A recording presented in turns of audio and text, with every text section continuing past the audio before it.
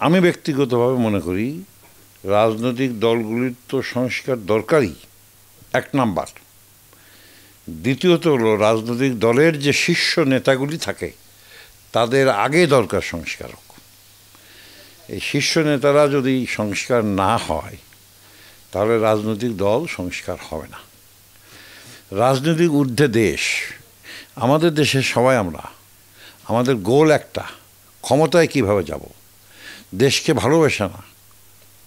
এই যে যে সংস্কার চিন্তাধারা, যে কখন আমি প্রধানমন্ত্রী হব, কখন আমি বিরোধী দলের নেতা হব, কখন আমি এমপি হব, কখন আমি মন্ত্রী হব, এই মেন্টালিটি আগে বাদ দিতে হবে। এই মেন্টালিটির মধ্যে যদি সংস্কার থাকে, করা যায়, তাহলে একটা রাজনৈতিক দল অটোমেটিক্যালি সংস্কার হবে। যেমন প্রত্যেক দলের, ইভেন আওয়ামী লীগ, বিএনপি, জাতীয় পার্টি, এগুলি সমস্ত দলের চেয়ারম্যান হলো সর্বময় ক্ষমতা। এরা দুইটা জিনিস পারে না। একটা হলো কোনো সন্তান জন্ম দিতে পারে না, আর একটা হলো কাউকে মেরে ফেলতে পারে না। এমনি মেরে ফেলতে পারে, কিন্তু সন্তান জন্ম ছাড়া। আর এই তিনটা চারটে রাজনৈতিক দল যা বলেন, আমাদের দেশে তো মেইনলি চারটে দল, আওয়ামী লীগ, বিএনপি, জাতীয় পার্টি, জামাত। এই চারটে দলের যারে খুশি তারে যা যখন যা ইচ্ছা আপনি করতে পারবেন। তো এটা তো কোনো রাজনৈতিক দল হতে পারে না, এটা সব দলেই। এই সমস্তগুলিকে চেঞ্জ করতে হবে, মানসিকতা, গণমানুষের রাজনীতিতে নামতে হবে। শিয়া বাটার ও ভিটামিন ই সমৃদ্ধ Lily glam beauty soap. Lily, always beautiful. আর আইন শৃঙ্খলা পরিস্থিতি নাই, একেবারেই নাই। প্রতিদিন 2, 4, 5 জন লোক মারা যাচ্ছে, কেউ গুলি খেয়ে মারা যাচ্ছে, পিটিয়ে মারা যাচ্ছে। আমি কালকে একটা দেখলাম, একটা ইওনোর বাসায় কয়টা ল্যাংটা ছেলে পেলে গাড়ি ভাঙচুর করে আগুন দিচ্ছে। এটা কার? এই শিক্ষা আমাদের দেশে তৈরি হয়ে যাচ্ছে। এর থেকে আমাকে বেরোয় আসার জন্য কি করতে হবে? আমাদের শক্তভাবে ধরতে হবে। কারা ধরবে?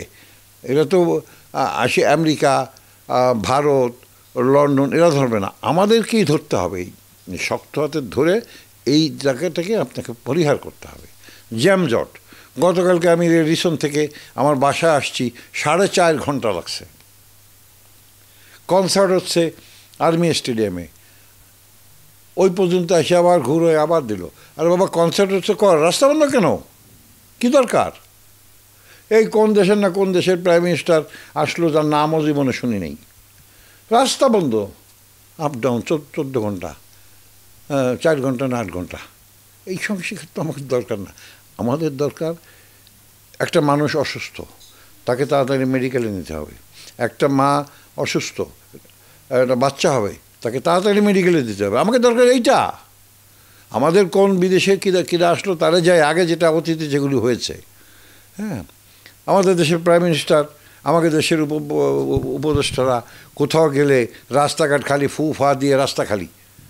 এটা পৃথিবীর কোনো দেশে নাই।